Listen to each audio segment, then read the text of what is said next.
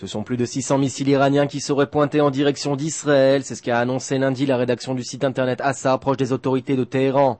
Ils seraient prêts à être lancés si l'État hébreu décidait de s'attaquer à l'Iran ou à la Syrie, selon cette source.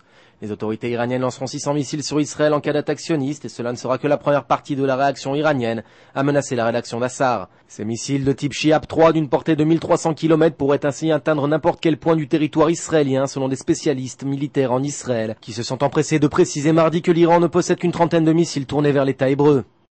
Si l'information est de taille, c'est qu'elle intervient au lendemain des déclarations du ministre français des Affaires étrangères Bernard Kouchner, qui a menacé le régime des ayatollahs de recourir à l'usage de la force en cas d'échec des négociations visant à mettre un terme au programme nucléaire iranien. Les nouveaux occupants de l'Elysée veulent copier la Maison-Blanche, a précisé la rédaction d'Assar.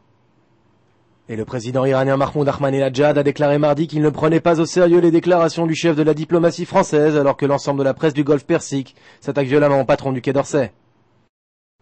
Or, comment ne pas replacer cette information au cœur de la crise qui dure entre la Syrie et Israël depuis 10 jours suite au survol et à l'opération terrestre menée par Tsahal en territoire syrien.